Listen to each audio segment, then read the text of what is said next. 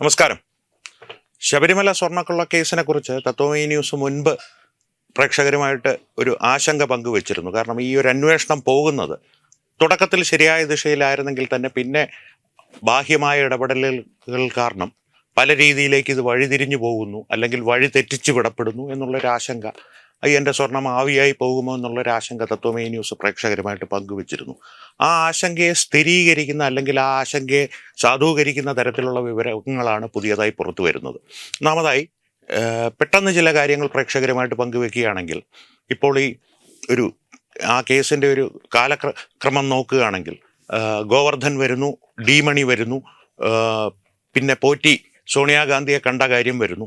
ഇതെല്ലാം വരുമ്പോൾ അതൊക്കെ നൽകുന്ന ഒരു സൂചന, പ്രതിപക്ഷം, കേരളത്തിലെ പ്രതിപക്ഷമായ UDF-ൽ പ്രധാന കക്ഷിയായ കോൺഗ്രസിന് നേരെയും കൂടി ഈ ആരോപണം തിരിച്ചുവിട്ട് അവരെയും കൂടി ഒരു പ്രതിരോധത്തിലാക്കി, ഞങ്ങൾ മാത്രമല്ല അവരുമുണ്ട് ഇതിൽ എന്നുള്ളൊരു പ്രതീതി നാട്ടുകാരിലേക്ക് പടർത്തുകയും, ഒപ്പം തന്നെ ഇത്തരത്തിലുള്ള ഒരു അന്വേഷണം നീണ്ടാൽ നിങ്ങൾക്കും കൂടി ഇത് ദോഷകരമാണ് എന്നുള്ള രീതിയിൽ കോൺഗ്രസിനെ പ്രതിരോധത്തിലാക്കി അവരെയും വശത്താക്കുക എന്നുള്ളൊരു തന്ത്രമാണ് ഈ പയറ്റപ്പെടുന്നത് എന്നുള്ള വിവരങ്ങളാണ് പുറത്തു വരുന്നത്. ഒരു ഉദാഹരണം പറഞ്ഞാൽ, ഇപ്പോൾ ഈ ഉണ്ണികൃഷ്ണൻ പോറ്റി എന്ന ഈ കേസിലെ പ്രധാന പ്രതിയായി ഇപ്പോൾ പ്രത്യേക അന്വേഷണ സംഘം അറസ്റ്റ് ചെയ്തിരിക്കുന്ന വ്യക്തിയെ അടൂർ പ്രകാശുമൊത്തുള്ള ഒരു ഫോട്ടോ പുറത്തു വന്നതിന് ശേഷം അടൂർ പ്രകാശിനെ ചോദ്യം ചെയ്യുമെന്നുള്ളൊരവസ്ഥയിലേക്ക് കാര്യങ്ങൾ നീങ്ങുകയാണ്. അത് സംബന്ധിച്ച് പ്രതിപക്ഷ നേതാവായ VD സതീഷിൻ്റെ പ്രതികരണം പുറത്തു വന്നത്, എന്തിനാണ് അടൂർ പ്രകാശിനെ ചോദ്യം ചെയ്യുന്നത് എന്നായിരുന്നു. അപ്പോൾ മറുചോദ്യങ്ങൾ ഉയരുന്നത്, ഭയക്കാനൊന്നുമില്ലെങ്കിൽ ഈ ചോദ്യം ചെയ്യപ്പെടുന്നതിൽ എന്താണ് കുഴപ്പം? പറയേണ്ടിയിരുന്നത്, അടൂർ പ്രകാശിനെ ചോദ്യം ചെയ്യട്ടെ, വേണമെങ്കിൽ സോണിയാഗാന്ധിയും ചോദ്യം ചെയ്യട്ടെ എന്നുള്ളൊരു പ്രതികരണം VD സതീഷിൽ നിന്നുണ്ടാവാത്തത് എന്തുകൊണ്ടാണ് എന്ന് അത്ഭുതപ്പെടുന്നവരാണ് പ്രേക്ഷകരിൽ അധികവും. അതുപോലെ തന്നെയാണ് ഈ കേസിനെ നിഷ്പക്ഷരായി, അല്ലെങ്കിൽ ഒരു പ്രത്യാശയോടെ കാണുന്നവർ, ഈ അന്വേഷണം ഒരു ഫലപ്രാപ്തിയിൽ എത്തുമെന്നുള്ള പ്രത്യാശയിൽ കാത്തിരിക്കുന്നവരെല്ലാം ചോദിക്കുന്നത് അത് തന്നെയാണ്. എന്തുകൊണ്ട് അടൂർ പ്രകാശിനെ ചോദ്യം ചെയ്യുന്നതിൽ ഇത്ര ആശങ്കപ്പെടുന്നു പ്രതിപക്ഷ നേതാവ്? അല്ലെങ്കിൽ സോണിയാഗാന്ധിയുടെ ചിത്രങ്ങൾ വരുന്നതിനെക്കുറിച്ച് എന്തിനാശങ്കപ്പെടുന്നു? സോണിയാഗാന്ധിയെ ഉണ്ണികൃഷ്ണൻ പോറ്റി കണ്ടത് ഒരു സ്വാഭാവിക സന്ദർശനം മാത്രമായിരുന്നെങ്കിൽ വേണമെങ്കിൽ ഈ ഒരു അന്വേഷണം ഫലപ്രാപ്തിയിലെത്താൻ സോണിയാഗാന്ധിയിലേക്കും അന്വേഷണം നീളട്ടെ എന്ന് ധൈര്യപൂർവ്വം പറയാത്തത് എന്തുകൊണ്ട് എന്നുള്ളൊരു ചോദ്യം ഉയരുന്നുണ്ട്.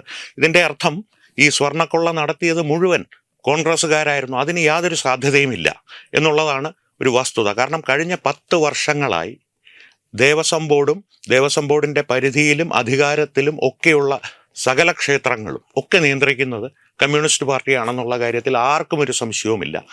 ഈ കൊള്ള നടത്തിയിട്ടുള്ള സഖാക്കളാണെങ്കിൽ അതിന് വഴി പുറത്തേക്ക് ആ സ്വർണം കടത്തുവാനും അത് ഒരുക്കി വിൽക്കുവാനും, അല്ലെങ്കിൽ പുരാവസ്തു കൈകാര്യം ചെയ്യുന്നവരെ, അതിൻ്റെ കള്ളക്കടത്ത് കൈകാര്യം ചെയ്യുന്നവരുമായിട്ടുള്ള ബന്ധം ഏർപ്പെടുത്തി കൊടുത്ത പാലം കോൺഗ്രസുമാണോ എന്നുള്ളൊരു സംശയമാണ് ഇപ്പോൾ പലരും ഉന്നയിക്കുന്നത്. ഇത്തരത്തിലുള്ള വിവരങ്ങൾ പുറത്തു വരുമ്പോൾ ഒരുപക്ഷെ നിഷ്കളങ്കരായിട്ടുള്ള അയ്യപ്പ ഭക്തർ ചിന്തിച്ചേക്കാം, കൂടുതൽ വിവരങ്ങൾ പുറത്തു വരട്ടെ, ആരൊക്കെ ഇതിൽ ഉൾപ്പെട്ടിട്ടുണ്ടെങ്കിലും അവരെല്ലാം അറസ്റ്റിലാവട്ടെ, ശിക്ഷിക്കപ്പെടട്ടെ എന്ന്. അതിനുള്ള സാധ്യതകളും കുറവാണ്. കാരണം ഇത്തരത്തിലുള്ളൊരു പുകമറകൾ, ഗോവർദ്ധൻ, ഡി മണി, ഇപ്പോൾ അടൂർ പ്രകാശ്, പിന്നെ സോണിയാഗാന്ധി, ഇതെല്ലാം കൊണ്ടുവരുന്നത് അന്വേഷണ സംഘത്തിൻ്റെ മേലൊരു സമ്മർദ്ദം ചെലുത്തിയാണ് എന്ന് പറയപ്പെടുന്നു. പ്രത്യേക അന്വേഷണ സംഘത്തിൻ്റെ തലവനായിട്ടുള്ള ADGP H. വെങ്കടേഷ് കറകളഞ്ഞ അന്വേഷണ പാരമ്പര്യമുള്ള ട്രാക്ക് റെക്കോർഡുള്ള ഒരു ഉദ്യോഗസ്ഥനാണ്. അദ്ദേഹത്തിൻ്റെ മേൽ സംശയത്തിൻ്റെ നിഴലുകൾ വീഴുന്നതിൽ യാതൊരു അർത്ഥവുമില്ല. പക്ഷേ ADGP നേരിട്ടല്ല ഈ കേസുകളിലെ അന്വേഷണം നടത്തുന്നത്, കീഴുദ്യോഗസ്ഥന്മാരാണ്. ആ ഉദ്യോഗസ്ഥന്മാരെ കോടതിയുടെ അധികാര പരിധിക്ക് ഉള്ളിൽ നിന്നുകൊണ്ട് തന്നെ വളരെ തന്ത്രപൂർവം അവർക്ക് വേണ്ടപ്പെട്ട ഉദ്യോഗസ്ഥന്മാരെ നിയോഗിച്ച് ഈ അന്വേഷണ സംഘത്തിൻ്റെ അന്വേഷണ വിവരങ്ങളെല്ലാം അതാത് സമയം കമ്മ്യൂണിസ്റ്റ് പാർട്ടി നേതൃത്വം അറിയുകയും, ഒപ്പം അന്വേഷണത്തെ വഴിതിരിച്ചു വിടുകയോ അല്ലെങ്കിൽ UDF-ൽ കോൺഗ്രസിലേക്ക് കൂടി എത്തിച്ച് സമ്മർദ്ദ തന്ത്രങ്ങൾ ഒരുക്കുകയോ ചെയ്യുന്നൊരു നടപടിയാണ് ഇപ്പോൾ നടന്നുകൊണ്ടിരിക്കുന്നതെന്നാണ് സംശയം. പ്രധാനമായ സംശയത്തിൻ്റെ മുന നീളുന്നത് ആ അന്വേഷണ ഉദ്യോഗസ്ഥൻ്റെ പേര് തത്വമയി ന്യൂസ് ഇപ്പോൾ വെളിപ്പെടുത്തുന്നില്ല. അന്വേഷണ സംഘത്തിൽ ഉൾപ്പെട്ട ഒരു DYSP-യിലേക്കാണ്. അദ്ദേഹം മുൻപ് പോലീസ് അസോസിയേഷൻ്റെ പ്രസിഡന്റും ഇപ്പോൾ സീനിയർ പോലീസ് ഓഫീസേഴ്സ് അസോസിയേഷൻ്റെ പ്രസിഡന്റുമാണ്. കമ്മ്യൂണിസ്റ്റ് പാർട്ടിയോട് ഏറെ അനുഭാവമുള്ളൊരു വ്യക്തിയാണ്.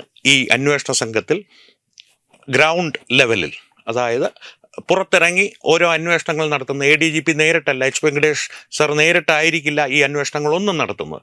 ADGP H. വെങ്കടേഷിൻ്റെ നേതൃത്വത്തിൽ ഈ അന്വേഷണ ഉദ്യോഗസ്ഥനായിരിക്കും ഗ്രൗണ്ട് ലെവലിലെല്ലാം അന്വേഷണങ്ങൾ നടത്തുന്നത്. ഉദാഹരണത്തിന് ADGP സന്ധ്യ നേതൃത്വം വഹിച്ച നടി ആക്രമിക്കപ്പെട്ട കേസിൻ്റെ അന്വേഷണത്തിൽ ഗ്രൗണ്ട് ലെവൽ അന്വേഷണം നടത്തിയത് ബിജു പൗലോസ് എന്ന ഉദ്യോഗസ്ഥനായിരുന്നു.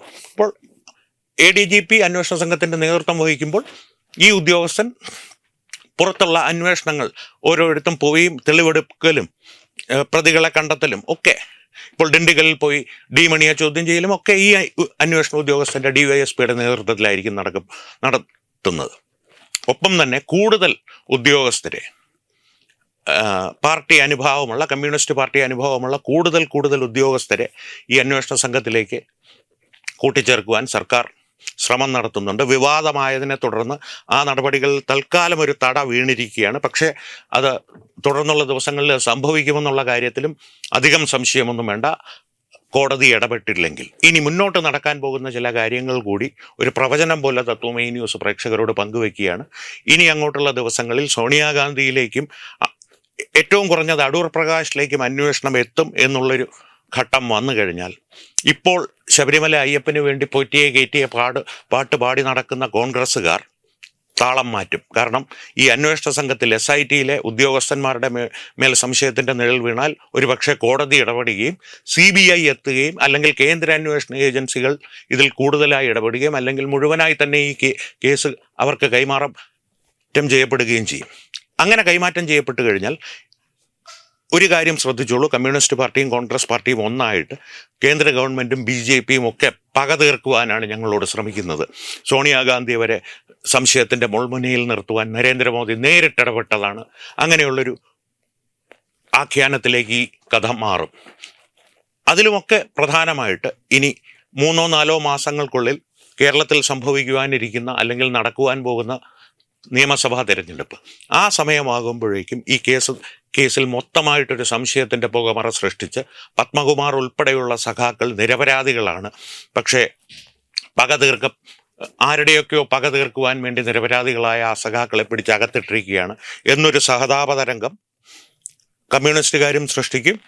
ഈ കേസ് മൊത്തം കള്ളമാണ്, ഇതിന് കേന്ദ്ര ഏജൻസിയുടെ അന്വേഷണം വേണമെന്ന് അത് വരുന്നതുവരെ, CBI വരുന്നതുവരെ കേന്ദ്ര ഏജൻസിയുടെ അന്വേഷണം വേണം, പോറ്റിയെ കയറ്റി എന്നുള്ള പാട്ടുമായിട്ട് UDFും കളം നിറയും. ഇതാണ് സംഭവിക്കാൻ പോകുന്നത്. അയ്യൻ്റെ സ്വർണത്തിന് എന്ത് സംഭവിക്കുമെന്നുള്ളത് തൊണ്ടി മുതൽ തിരിച്ചു കിട്ടി എന്ന നുണ പറയുന്ന SITയിലെ താഴേക്കിടയിലുള്ള ഉദ്യോഗസ്ഥർ, ADGP വെങ്കടേഷിനെ കുറിച്ചല്ല ഈ പറയുന്ന, താഴേക്കിടയിലുള്ള ഉദ്യോഗസ്ഥരാണ് മാധ്യമങ്ങൾക്ക് ഈ വാർത്തകൾ നൽകുന്നത്. തൊണ്ടി മുതൽ മൊത്തം ഞങ്ങൾ തിരിച്ചു പിടിച്ചു. അവരത് പറഞ്ഞ് വായിലിടുന്നതിന് മുമ്പ് പാർട്ടി സെക്രട്ടറി പറയും, തൊണ്ടി മുതലൊക്കെ തിരിച്ചു പിടിച്ചല്ലോ, ഒരു പണയുടെ സ്വർണം ഞങ്ങൾ നഷ്ടപ്പെടുത്തില്ല. ഒരു കാര്യം മാത്രം, ഈ ഒരു കേസ് അന്വേഷണം വഴിതെറ്റിക്കുവാനുള്ള എല്ലാ ശ്രമങ്ങളും എല്ലാ കാര്യങ്ങളും ഞങ്ങൾ ചെയ്തു കഴിഞ്ഞു എന്നുള്ളതിൻ്റെ ഒരു പ്രതിഫലനമാണ് പുതുവത്സര ദിവസം വൈകുന്നേരം പുതുവത്സരത്തിൽ ആദ്യമായിട്ടുള്ള മാധ്യമ സമ്മേളനം നടത്തിയ മുഖ്യമന്ത്രിയുടെ ശരീരഭാഷയിൽ കാണുന്നത് എന്നാണ് പലരും പറയുന്നത്. അന്വേഷണം നടക്കട്ടെ, അടൂർ പ്രകാശ് ഉണ്ടല്ലോ, പോറ്റിയെ കയറ്റി വന്നില്ലേ, സോണിയാഗാന്ധിയെ കണ്ടില്ലേ.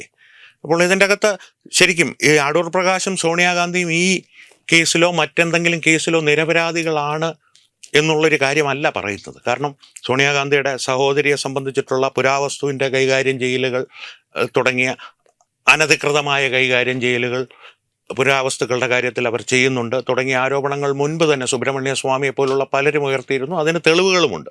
അത്തരത്തിലുള്ളൊരു സാഹചര്യം നിലനിൽക്കെ ഇതിലവർക്ക് പങ്കില്ല എന്ന് പറയാൻ സാധിക്കില്ല. പക്ഷേ ശബരിമല ക്ഷേത്രത്തിൽ നിന്ന് സ്വർണം നേരിട്ട് അടിച്ചു മാറ്റിയത് അല്ലെങ്കിൽ കടത്തിയത്, കൊള്ളയടിച്ചത് കമ്മ്യൂണിസ്റ്റുകാർ നേരിട്ടായിരിക്കും. മറ്റൊരു പാർട്ടിക്കും അതിൽ നേരിട്ടിടപാടുണ്ടാകുവാൻ സാധ്യതയില്ല. അതിന് ശേഷമുള്ള സംഭവങ്ങളിൽ ആ സ്വർണം കടത്തുക, സ്വർണം ഉരുക്കുക, പുരാവസ്തുക്കാരെ ബന്ധപ്പെടുത്തി കൊടുക്കുക, അതിൽ പാലങ്ങളായിട്ട് ഒരു പക്ഷേ കോൺഗ്രസ്സുകാരും പ്രവർത്തിച്ചിട്ടുണ്ടാവും. ഇതിൻ്റെയൊക്കെ സത്യാവസ്ഥ എന്താണ്, എങ്ങനെയാണ് ഈ ചതിയും കൊള്ളയും നടന്നിട്ടുള്ളത്, ഇതൊക്കെ അറിയണമെങ്കിൽ നിഷ്പക്ഷമായൊരു അന്വേഷണം നടക്കണമെന്നുള്ള കാര്യത്തിൽ സംശയമൊന്നും വേണ്ട. കോടതിയും ഹൈക്കോടതിയും അന്വേഷണ സംഘത്തിൻ്റെ മേധാവിയുമായ H. വെങ്കടേഷും അതിൽ ശ്രദ്ധിക്കുമെന്ന് നിങ്ങളെപ്പോലെ തന്നെ പ്രതീക്ഷിച്ചുകൊണ്ട് നിർത്തുന്നു. നമസ്കാരം.